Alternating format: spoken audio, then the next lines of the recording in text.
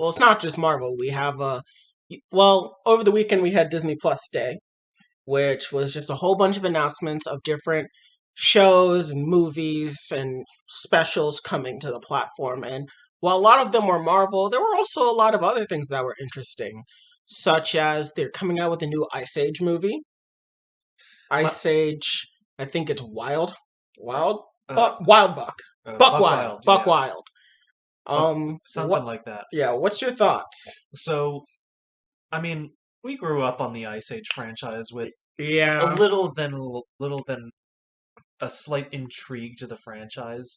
I'm gonna say I'm not interested at all by this, mostly because I felt my IQ points dropping from the last movie, and also the quality looks absolutely horrid in this new movie. So I'm not interested. yeah. I'm gonna be honest. Ever since Ice Age 2, The Meltdown, it's just gone downhill. Like the second Ice Age movie was like the peak. It was, in my opinion, it was the best the franchise ever was Yeah. because I just liked it. I mean, the premise was ridiculous. Scratch single-handedly destroyed the polar ice caps with an acorn. All of you climate change activists, please abolish all acorns, please. Yes, because who knows when the prehistoric squirrel searching for said acorn accidentally breaks the polar ice caps with it and dooms us all to flooding. Hey, we're all allies here, just looking out for each other. But But yeah, overall, this movie, yeah, I'm not about it. I want to tell you about one of the plot points in the last movie. So, giant meteor coming towards Earth. Here Okay. is their brilliant idea. They use a ton of crystals and make a magnet to rebound the meteor back into the atmosphere. So literally, it's crashing to Earth, Wait, and they launch a giant magnet made of crystals into the air to make it rebound and whip around the magnet, and make it shoot into space. how do they even know it's magnetic? I'm pretty sure it was revealed when they were toying around with all the crystals or something like that. But how do they know the astro is magnetic? How do they even know what's coming? I have not watched the movie in such a long time. Again, the most recent Ice Age movie, super dumb, lost IQ points watching it. So for this new movie that was announced, I am not into it. And I wouldn't say that Disney buying it is going to ruin the franchise, because ever since Ice Age 2, when has the franchise ever been good? I feel like just Disney is just Because gonna continue the trend of mediocrity.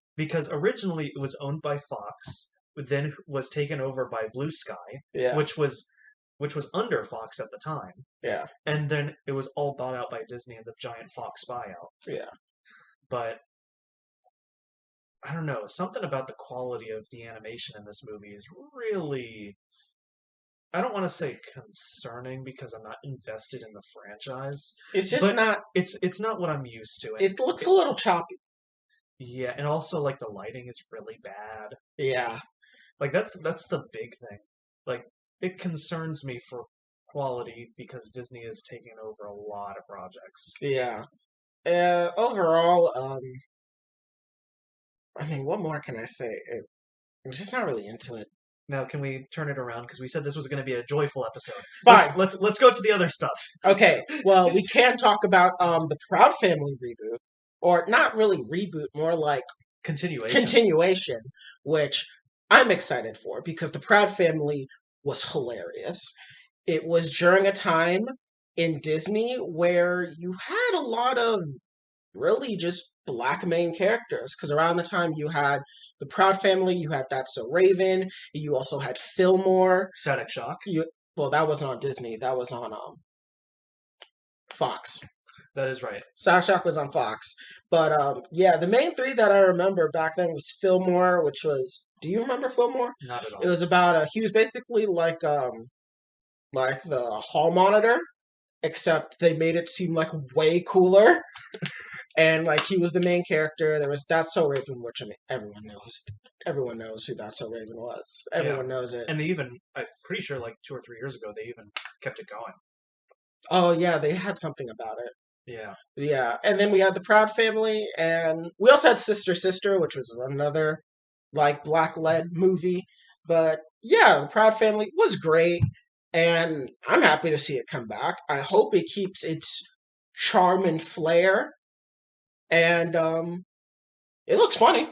Because I'm not, like, I'd never watched it. I only remember the movie that aired on Disney Channel. Yeah. Does it sound like they're keeping most of the main actors? Yes. I thought so. It sounds like it's the same voice actors, especially for her grandfather, which is basically Mexican Joker. Why'd you have to do my man like that? That's pretty much what he is. He dresses like the Joker and he's Spanish and he just laughs with a very Mexican Joker-esque laugh. All right. But I'm looking forward to it. I think it'll be really good, especially for young black kids that are watching Disney Plus, or really just young kids in general, but especially for young black kids to have another cartoon show that shows a black family that's funny and healthy. Yeah. Just gives more diversity of options. And I think it'll be pretty good because it was a good show. And somehow they seamlessly replicated the art style of the original. Like, If anything, it's more detailed than the original. Oh, for sure. Like, they obviously had to keep it, but it's rare that we see that nowadays. Yeah. So it's a good step. Yeah. So, yeah. Oh, God. You're thinking about it again, aren't you? No, I'm thinking about Oscar and how he always screams, Trudy! Just constantly screaming her name, so I can't wait for that to come back. Next that interested us was the Baymax series. Now, I'm going to say I was never the biggest fan of Big Hero 6, not gonna lie. See, I thought it was alright, and I think Baymax is cool. But just make a Marvel, just make an MCU version of Big Hero 6 already. Yeah. You're missing the opportunity, Feige. You're missing it. Baymax, Groot, together. Yeah. Show. That sells toys. That is literally a toy paradise. Yeah, for those who aren't aware, Big Hero 6 is under the big umbrella of Marvel as a franchise. Yeah, not just that, like they're straight up a super team in the Marvel universe. Like they've interacted with like the Avengers and stuff. I mean, hell, the movie even did get a Stan Lee cameo at the very end. Yeah. So it looks interesting. It's just Baymax just helping people with kind of just like very mundane things, but because he's just like an AI that's like he's like a high level AI with the social skills of a toddler. It's gonna be very whimsical, and I know it's probably gonna be really funny to kids. I mean, I thought the scene where he is just like trying to help the guy at Starbucks and he just can't get the lid on correctly. I thought that was kind of funny. So I think it's gonna be a good kid show. I think it's gonna fulfill its target audience just fine. Oh, definitely.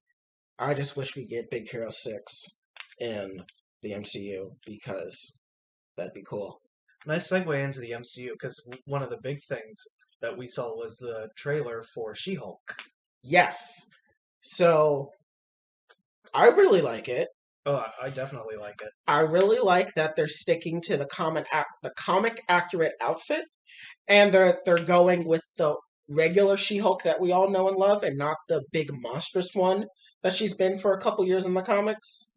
Yeah. So we really don't see much comic accurate costumes with very minor exceptions because they all have like modern reworks. The only exceptions being like a small tease in Jessica Jones and in WandaVision. And in WandaVision, yeah. Or with Old Man Loki in Loki. Yeah. Because those costumes are extremely simplistic and don't work in the modern era. Yeah. Because I mean, people even made fun of the rework for Captain America in the first Avengers. Yeah. Because it just looked so goofy standing next to all these other people, and he's just in He in just like bright, pops. like the saturation on that outfit was too much. Yeah, So thankfully they reworked it in his next appearance to yeah, look more like something a soldier would wear. yeah. And but yeah, I really like this comic accurate outfit. I wonder how she's going. So in the comic, She Hulk gets her powers. She is defending. I think she's prosecuting or defending like a criminal that's part of the mafia. She gets shot. Bruce gives her blood transfusion. Hulk. Yeah, because they are related. Yeah, they're cousins. Yeah, So I'm wondering because we see her in the Gamma Lab. So I'm wondering, has she already been shot, given the blood transfusion, and now is practicing, or are they changing the origin story in that she's going to become She-Hulk in the Gamma Lab? uh, I, I think it's not going to change, I mostly don't think because it will. based on the snippet of the trailer that we got, I think it's kind of implied that she has already done it before and is like looking to do it again. Yeah, I think that's what we can see from the trailer. yeah. Also, one thing that's confusing a lot of people is seeing, considering that we saw spoilers for Shang-Chi, by the way, the fact that we saw uh, The Hulk the, song. the Hulk completely go back down to Bruce Banner in Shang-Chi. The fact that we're getting Professor Hulk again with his arm fully functional kind of makes it ambiguous where it falls in the Marvel timeline. So I'm going to be perfectly honest here. I did not understand why anyone was confused by this. The Yeah, Hulk has a healing factor. It's been over 2 years because the Battle of New York against Thanos took place in 2023. Assuming this takes place after Shang-Chi, it's 2025. It's been 2 years, people. yeah, Like, he has a healing factor, and his arm healed. I mean, even by the time we see him in Shang-Chi, most of the scarring that he has on his arm and on his neck is gone. yeah. So maybe he was just at the end of the healing process. And also, who's to say we won't see in the beginning of She-Hulk him finishing his healing? Yeah, that is fair. Just because people were saying, oh, it could be a flashback or it could be a result of his healing factor, because we have seen him heal because of bite marks in Ragnarok and implied um, Gunshot wound to gunshots. the head. Yeah, I want to be careful how I say it, but yeah, Yeah, implied gunshot wound in the first Avengers movie. yeah. So, and also just everything Abomination did to him. Oh yeah, very true. So, So, while I understand the confusion, there are several ways to explain it, and it's still mysterious, but it could reasonably be no flashbacks whatsoever. I'm kind of surprised people focus so much on it because I don't think it's supposed to be that big of a plot point. Oh, another point of confusion, I think this is why people are thinking that way, is they thought that the Professor Hulk transformation was permanent, and Shang-Chi threw that out of the water. See, yeah, that's the other thing is that people thought it was permanent, but if you know about Professor Hulk from the comics, you would know that he could still go back and forth. He Yeah, just, when he transforms, he's still yeah, Banner. yeah. Like, Yeah, but in the entirety of the movie, I think what they got that implication from Endgame because he was never in his original form. He yeah, was always just Professor Hulk. yeah. But I chalk that up more to Endgame taking place in the span of like 3 days. Yeah, But anyways, I think it's gonna be pretty good. I wonder, is that really Bruce in the commercial, or is that just supposed to be like a stand-in for him? So at the end where she like breaks the fourth wall and she's like, "You wouldn't like me when I'm angry," yeah, and there's a guy sitting next to her that looks like Bill Bixby. I wonder, is that Mark Ruffalo, or is that supposed to be a Mark Ruffalo lookalike? Because I don't know, it kind of looks like him, but doesn't. I don't think that's part of the show. I think that's just a teaser, like the actors being Well, no, I think it is because in the comics, She-Hulk breaks the fourth wall a lot. really. Yeah, she's been doing it before Deadpool. Huh. So that's why I'm wondering, like, I think what it is that it's a commercial for her law firm where she's breaking the fourth wall within the commercial, but also breaking the fourth wall within the show Okay. to us. Because she does it a lot. She's one of the only comic book characters in Marvel that are aware she's a comic book character. Huh. Okay. Not to the level of Deadpool, but she does it enough where it's a thing. Yeah. And so so the thing that I'm looking forward to is one, what is the big case that will be the center point of this series? And also with the rumors that Kristen Ritter will be coming back as Jessica Jones in the show. Yeah. And hell, I've even heard that potentially Charlie Cox as Matt Murdock may show up as well, because, superhuman lawyers. Yeah. And so I really hope, at the very least, we get Kristen Ritter. Kristen Ritter. I really hope that she shows up because I like Jessica Jones. I really liked her. Oh yeah, show is phenomenal. In case any of you have not Yeah, watched the it. show is great. The character is amazing in my opinion. She's funny. She's tragic. She's a very self-destructive human being, but I think that's a lot of her charm as well. And also content warning for anyone sensitive to sexual assault. Sexual assault, abuse, general trauma of any type. It's a very heavy show. It's probably one of the heaviest shows of the Marvel Netflix series, but it is really good, and Kristen Ritter really brought the character to life, and I really do hope that she shows up, because if they're bringing back Charlie Cox, and they're bringing back Vincent D'Onofrio, they really should bring her back too. Yeah. She was really good, and I feel like she would fit in a criminal procedural, where it's like, She-Hulk, she's like looking for she's like trying to get some information for her case, and she comes across the private eye detective. Yeah. So, yeah, overall, I think She-Hulk is going to be interesting. I've heard that it's going to be a procedural like the show 24, where each episode will be a certain length, and that is how much time will have passed within the episode. So, say an episode is 60 minutes long, that's how long has passed in universe. Huh. That'll be interesting. Yeah, I've heard that's what the show may be like, and if it is, that'll be very interesting. Yeah.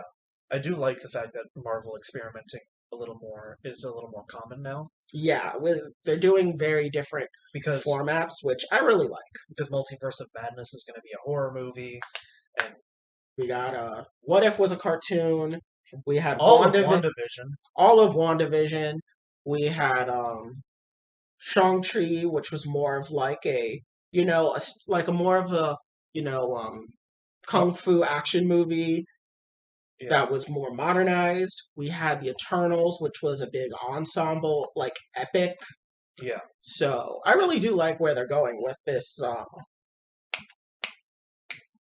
experimentation. That's what it is. Yeah, which they have a lot of room for now that the MCU has been so successful. Yeah, definitely. What's next? Next thing is we also saw Moon Knight. Oh yes, we did see Moon Knight, with Oscar Isaac taking over that role. Yes, he'll be playing as Mark Spector, who is the Moon Knight. And Moon Knight's an interesting character because he has a dissociative identity disorder, otherwise known as DID. And so I imagine that show will also probably have a content warning for those who are sensitive to mental illness and, the struggles and trauma that will probably accompany it. Yeah. Because the show looks like it's the main character trying to deal with the fact that he's got this other personality who's out there fighting crime. It's going to be more than one.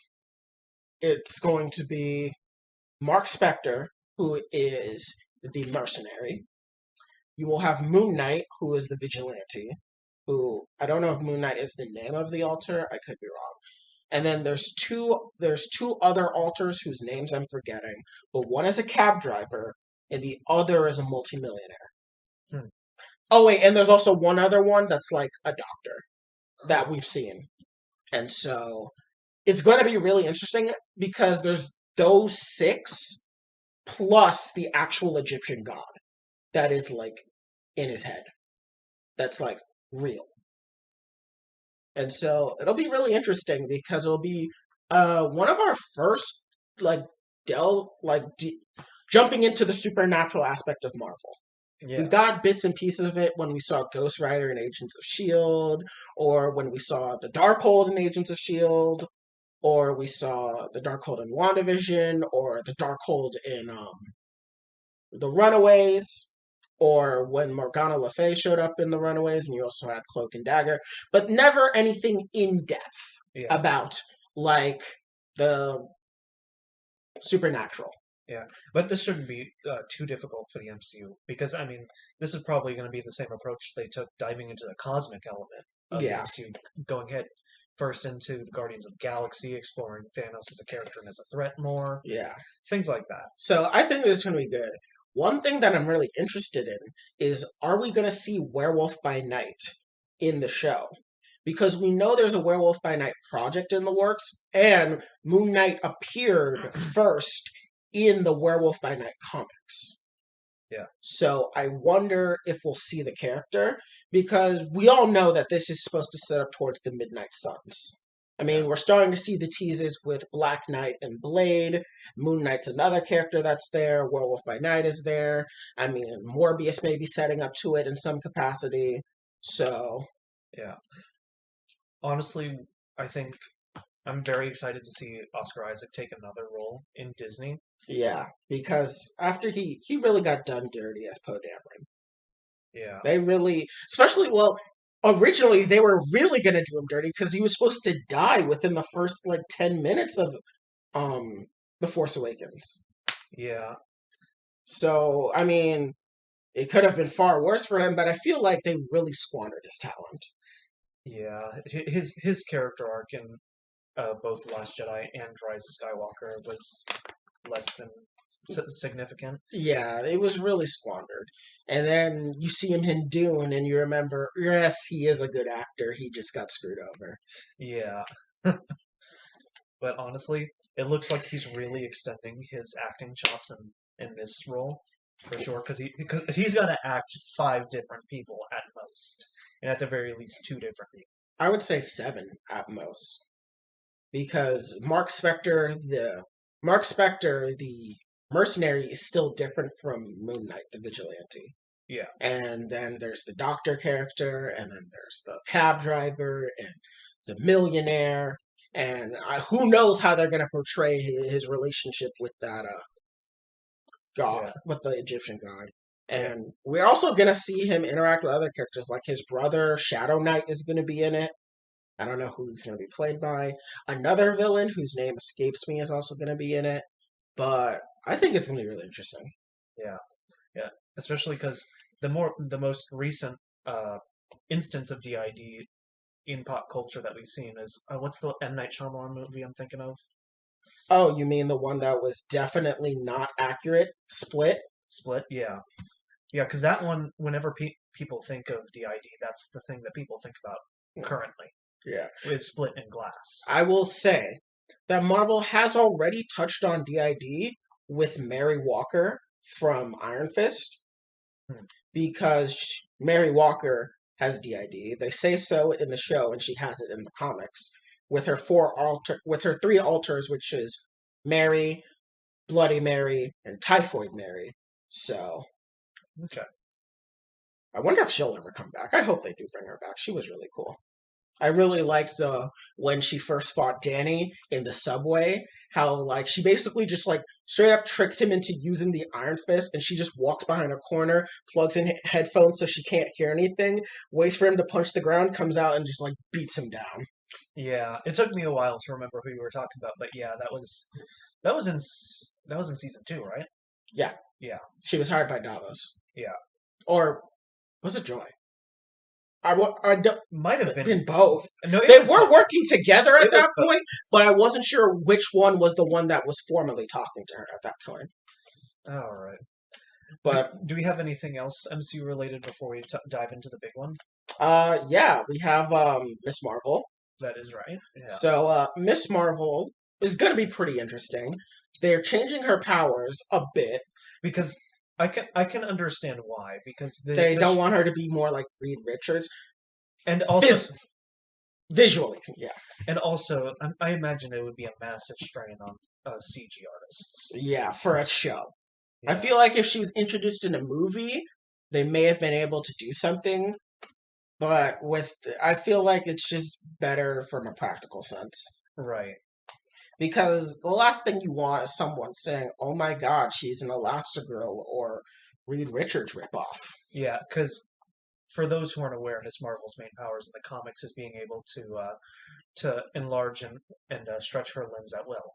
Yeah, and while it's very much different from how Reed is in the comics, I don't know how it would translate well to. Especially when we do have Fantastic Four planned in the near future. Yeah, and so there's that. Um, what was I gonna say?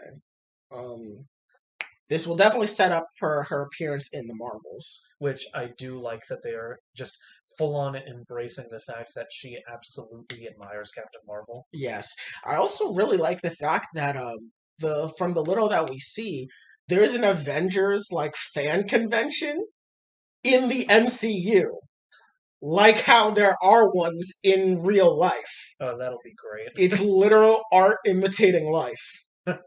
So I think that's gonna be really cool. Because And we also see a little bit of her powers when she's supposed to fly, but she's actually just jumping on the air. yeah, one thing is that I'm really looking forward to is that I really hope with the Marvels movie that they really work on improving uh, Captain Marvel as a character because I don't Yeah. think that the original Captain Marvel did her character that well because it was kind of split between naive and snarky for Uh, her character, it and was it didn't work. we have the military badass, but we also have the amnesiac. Yeah, So it's kind of like, it's like I get two personalities conflicting, but it yeah, didn't work. I, Like because she is an interesting character, yeah, and the actress did receive a lot of hate for no reason. yeah. She received a lot of hate, not for what she did in the movie. Yeah, She received hate for her opinions about Hollywood reviews, which wasn't even that bad to begin with. But that's beside the point. Do you think she'll show up in Miss Marvel? I think she'll show up at the last or second to last episode. I'm hesitant to say that mostly because there is a planned movie appearance for them anyway. So while I would love that, I'm just going to take the safe answer and say no. I do not think she's going to show up. Okay, I think she'll probably show up at like the end of the show. Not in any way as like fighting a big bad or anything. Like I don't think we'll see her in any combat way, but I think it'll be more like a post credit scene. not even a post credit scene, maybe like you know how if this show is to follow the stereotypical hero's journey type, there's gonna be a scene where Kamala is definitely. It's so weird because I'm used to saying Kamala Harris, but her name is Kamala Khan. Because it's how conservatives pronounce it to mock Kamala Harris. Yeah, but But her name is actually Kamala. Kamala. Yeah, That's going to be difficult. But that's going to be really difficult. but Kamala, there's probably going to be a point where she's going to be at a low point because I assume this is going to follow stereotypical hero's journey. She's going to doubt herself because she's a young, very inexperienced hero, so it's going to be natural. And what better way for her to get herself like picked back up for her idol and hero, Captain Marvel, to like boost her up to make her feel like a hero before the Marvels, where the other shoe drops and she realizes that Captain Marvel isn't perfect like she thought she was. Yeah. Which I really hope they handle better because in the comics that was kind of tied to the Civil War II event, which Oh God. let's pretend Civil War II Don't even get never happened. Don't even get me started on Civil War II. Let's pretend that never happened. It was just complete character assassination across the board. Let's pretend it didn't happen. Also, it was Captain Marvel's fault. Moving on. I wouldn't even say it's her fault because that's just not how she acts at all. Again, character assassination. Yeah. Anyways, moving from that, we have Secret Invasion. Oh boy. And we also do get a snapshot of Nick Fury without his eye patch looking all badass. So, a lot of people are wondering, what if that Nick Fury that we see, without the eye patch and everything, is the real Nick Fury, And the Nick Fury we've been seeing since Age of Ultron has been a fake. Hmm. That the last time we've actually seen Nick Fury was his final appearance in Agents of Shield, Okay. and that everything after that last appearance in Agents of Shield has been a scroll. Which honestly is believable considering that they've been around since the 80s. Yeah, and we know that the Skrulls have taken the appearance of Nick Fury before because we saw that in Far From Home. Yeah. So, and we know that there are Skrulls, at least another Skrull that is in some form of Earth-based society because we see a Skrull at the end of WandaVision.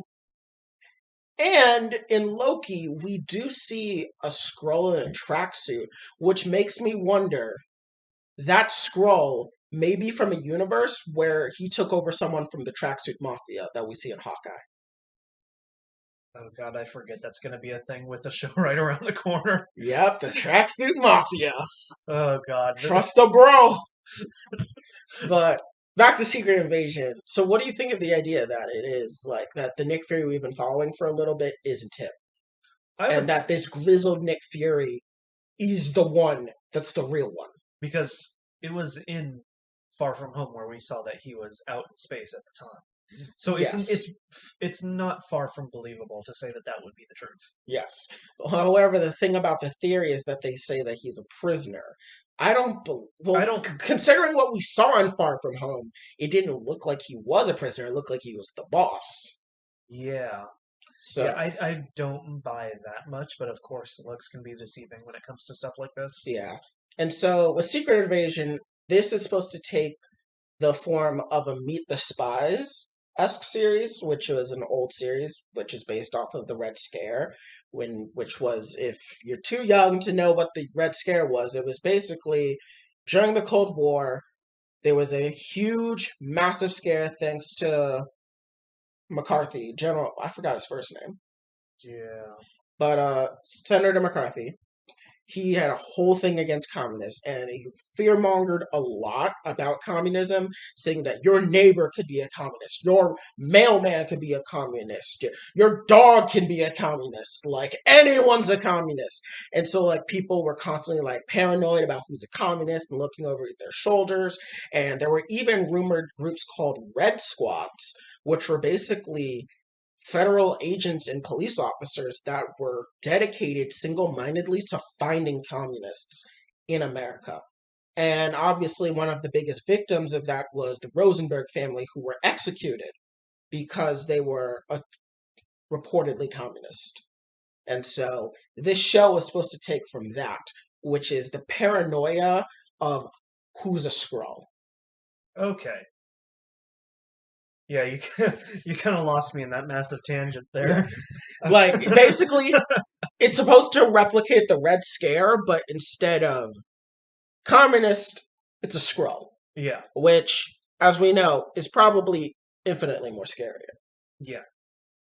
So, it should be pretty interesting. I really want to know which other characters in the MCU have been a Skrull. The leading theory is Hank Pym.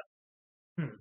The leading theory is that if there's been a major character in the MCU that we have seen that has been a Skrull the entire time, it is probably Hank Pym.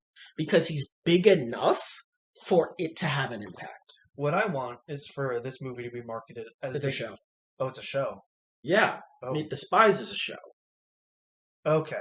This needs to receive the same marketing as Civil War because it's just as big and grandiose of an event.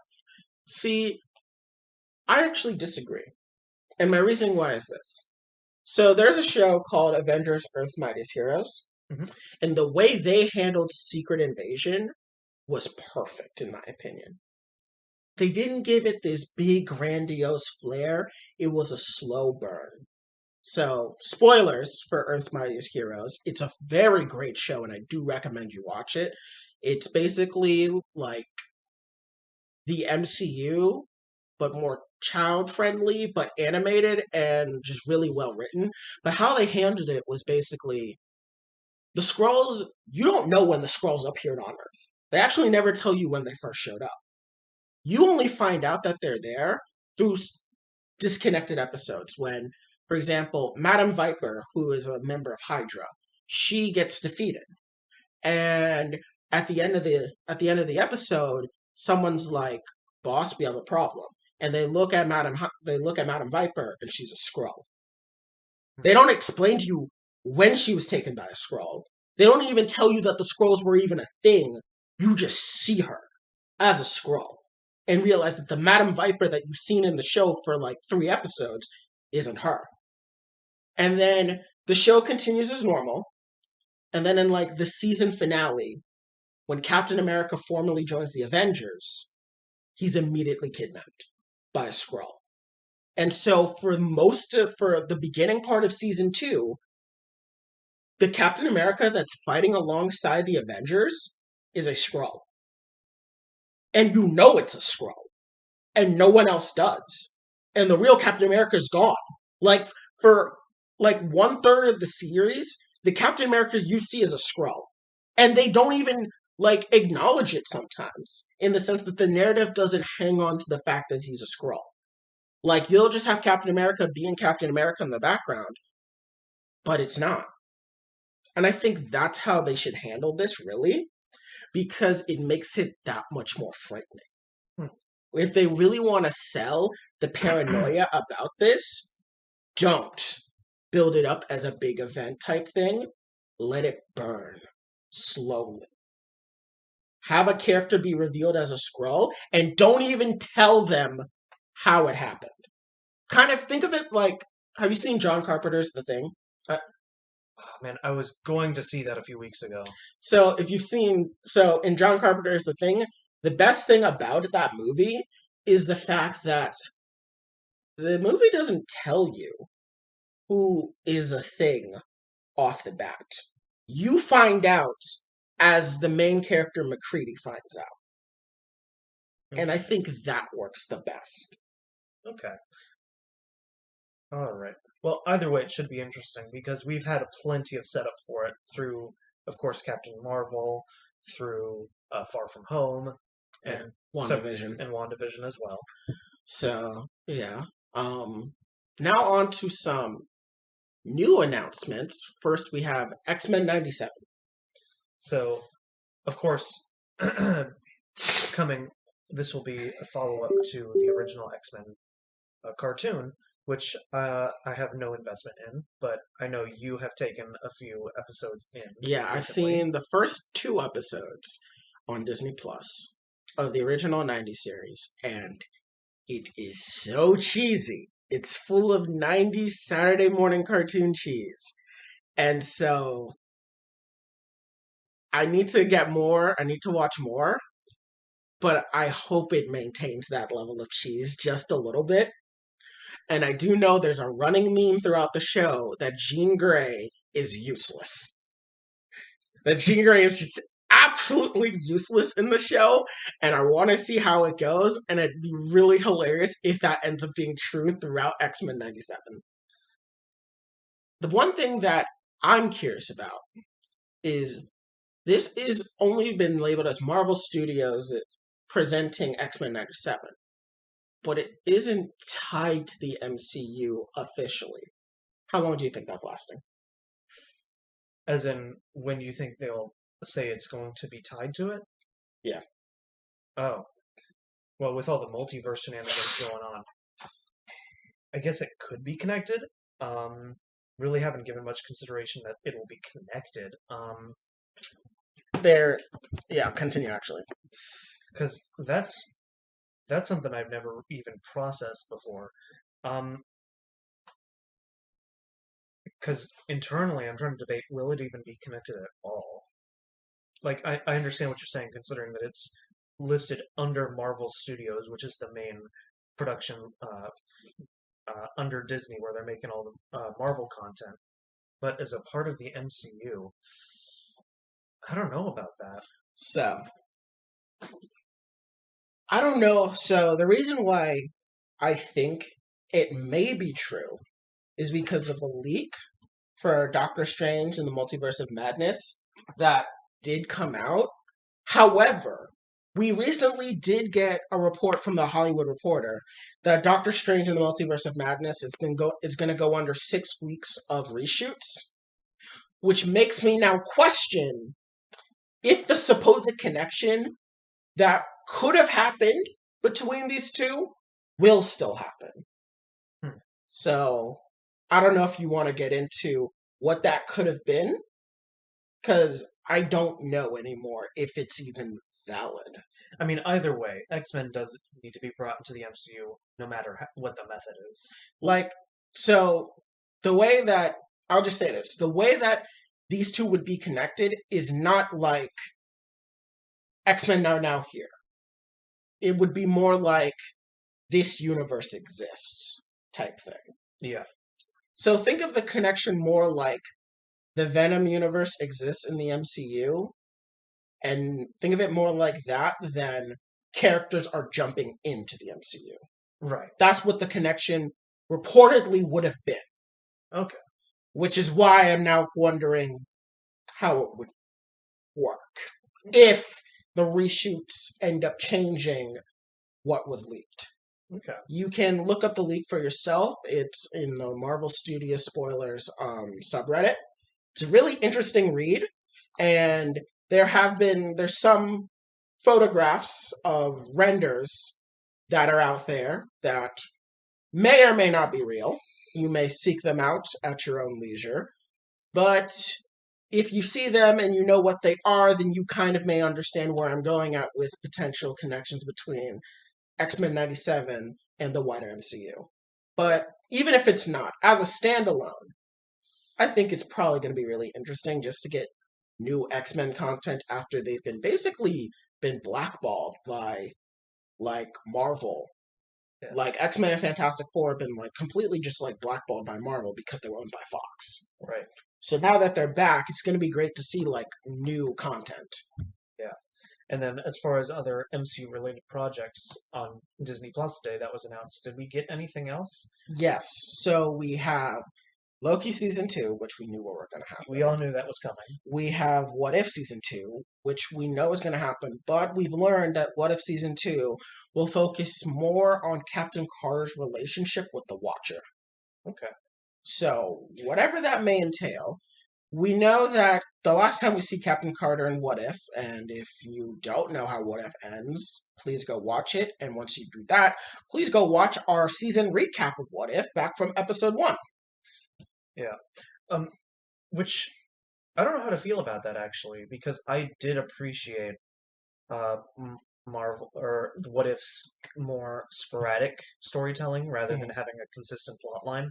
I mean, obviously, I loved the Ultron plotline in episode 8 and 9, of course, but I don't know. I think as a whole, I think I would have liked like I like more of this like one-off storylines that they tell.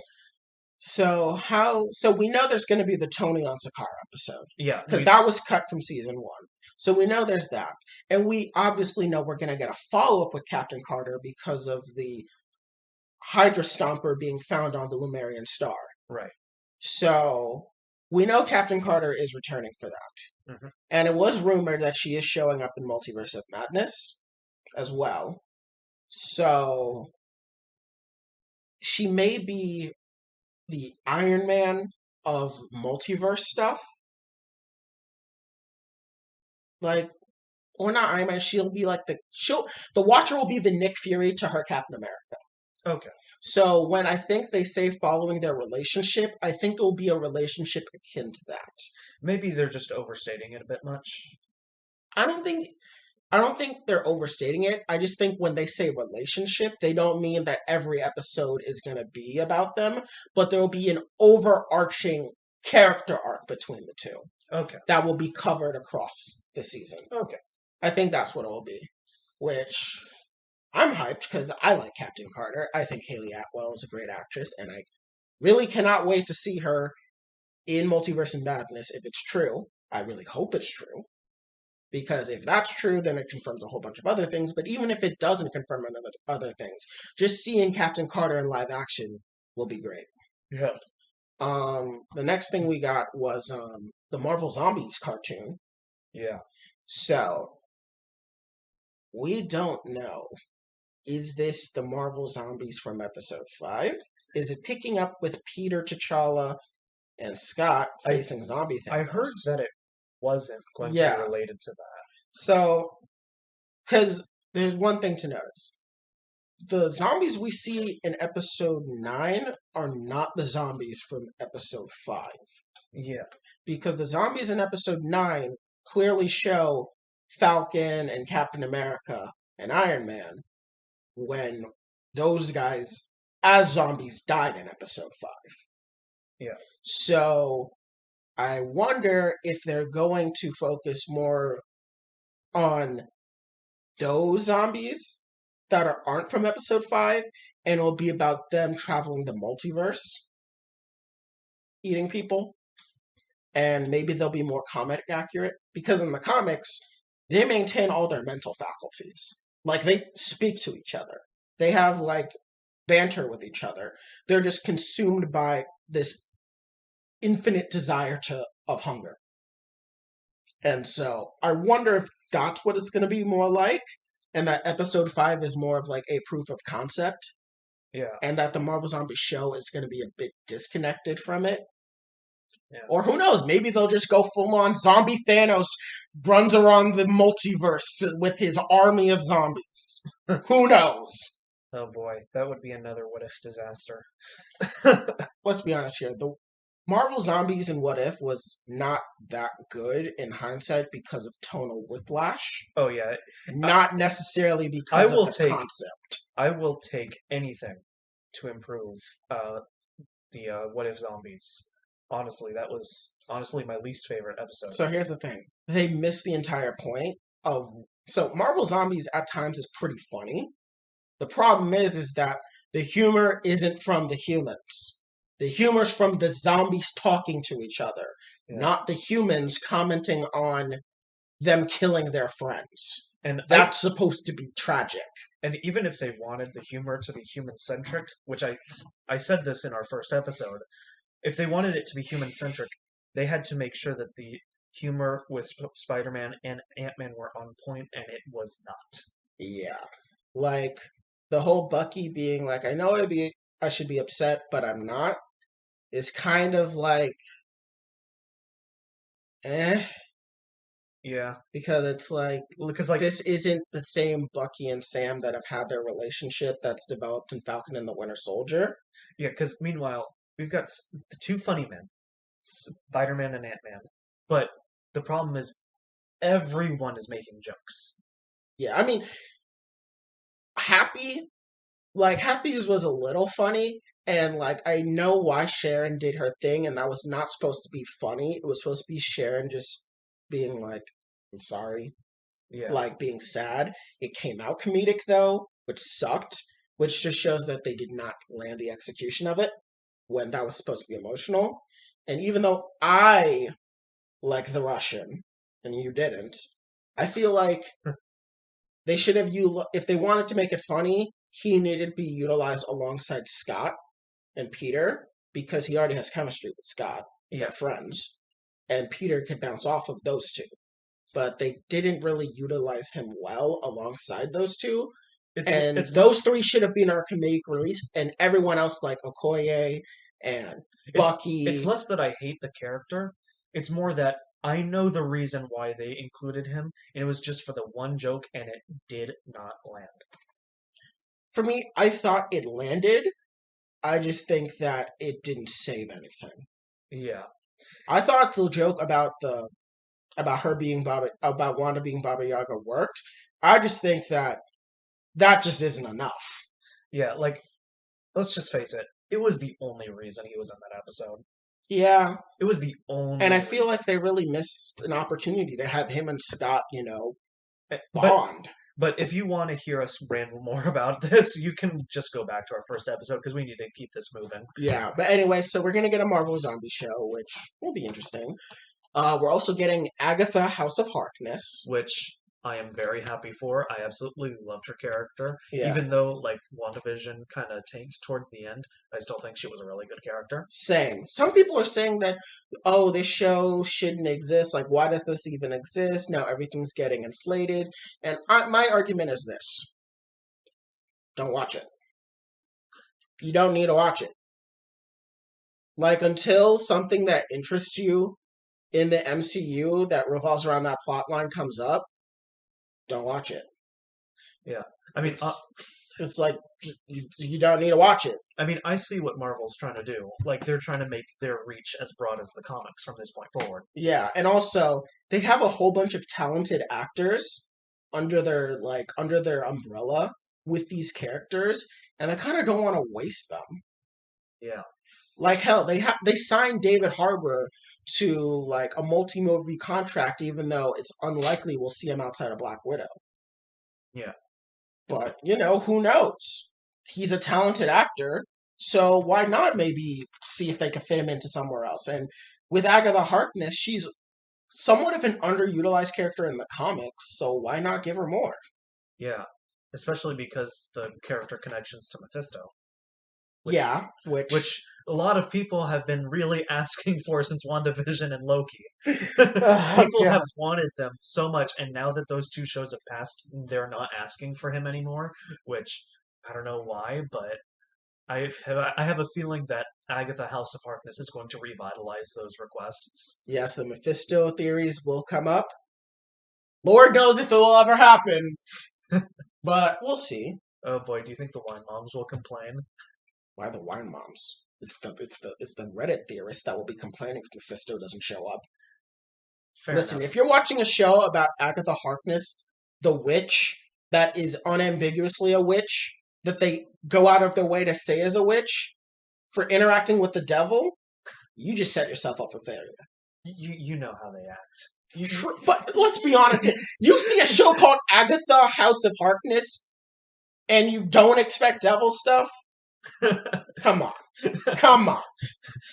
Come on, I am trying really hard to avoid another comic code crisis here. That's never going to happen. Yeah, It's never going to happen. The MCU is at this point such a big cultural juggernaut that them exploring things like witches and demons is par for the course. yeah. And Um, honestly, the fan base is so strong that Twitter outcry will obliterate any wine moms complaining for poor Timmy to see witches. and also, they've already seen witches. Wanda! Wanda! And not even just Wanda, Frigga from the Thor series is a witch! Anyways. We're just getting ahead of ourselves and being protective before it happens. Yes. Another show that's coming up, which will be animated, is Spider-Man Freshman Year. Now, is that connected to the MCU? Yes, it will be the prequel to Civil War. Okay. So it'll be his first exploits before Tony Stark finds him. Okay. My question is, who will be the villain? In my opinion, I think it'll probably be someone like. See, part of me wants to think it would be someone like Hammerhead, who's just like a mafia boss.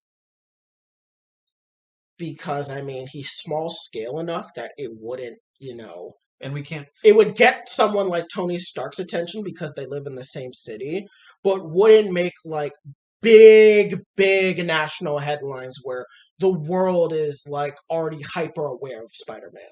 Because we can't really bring back big hitters like Green Goblin and Vincent D'Onofrio as Kingpin. Mostly because I really want to see Vincent D'Onofrio come back. So So we'll talk about him, but I don't think Spider-Man Freshman Year is where he's coming. yeah, I think he's a bigger villain for Spider-Man later on, but if anything, we're probably going to get a smaller villain, so I'm thinking like maybe Hammerhead or. I mean, I can't say Shocker because. I mean, maybe Scorpion, because Matt Gargan's already in prison at the end of yeah, Homecoming. and I So maybe it is Scorpion. would have even said Rhino, but knowing what we know about No Way Home, we might not even. Yeah. Get him. Yeah. So, anyway, so we got Spider-Man freshman year.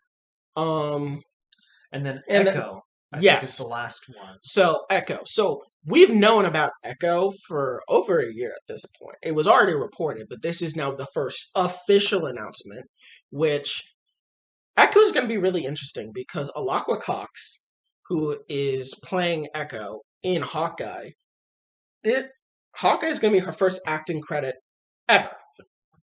And she's already getting her own show. Which honestly shows that Hawkeye is probably going to be really good. And not just Hawkeye is going to be really good, but her performance in Hawkeye is going to be really good. Yeah. Because if they think she's already good enough to carry her own show without even seeing her fully act in the show and getting fan reception, that shows that she has really strong potential. And I'm going to be really interested because she has history tied in with Kingpin and Daredevil. She will probably be what people want a Taskmaster to be, in that she will probably not be technologically based in her mimicry of people's powers and will actually be more like Bullseye in that it will just be an innate talent. Yeah. And yeah, we'll also, if we don't see Vincent D'Onofrio in Hawkeye, we will see him in Echo. Because in the comics, Kingpin kills her dad and he adopts her as his like stepdaughter.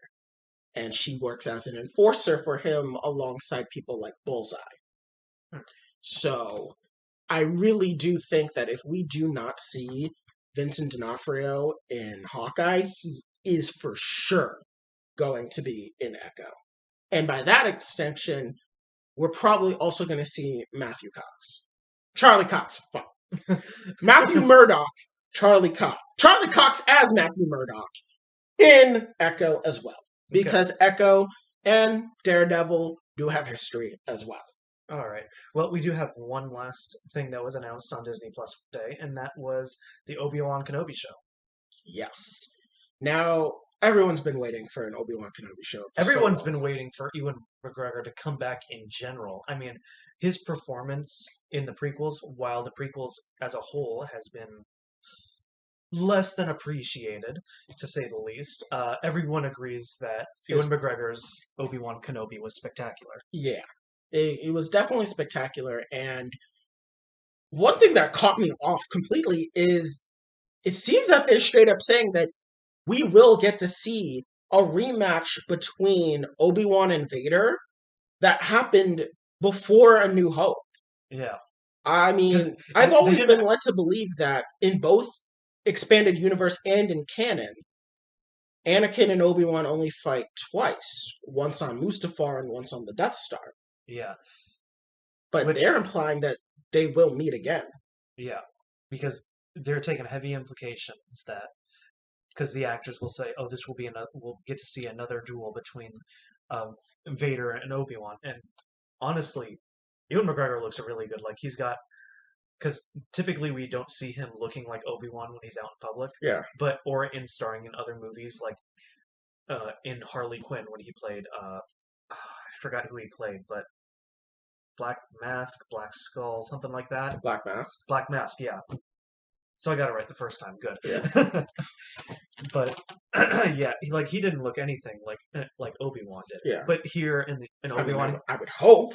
Yeah, because you don't typically see him with like the full facial hair that makes him look like Obi-Wan. Yeah. But here he looks like a much older Obi-Wan, like we expect to see. Yeah. And for me personally, I'm also excited to see Hayden Christensen because he will finally get to play Anakin with a good script. Yeah. Let's face it. Hayden Christensen's acting career has not been the greatest. The only other movie I've ever seen him in outside of the prequels was a movie called Jumper. And Jumper is hilariously bad.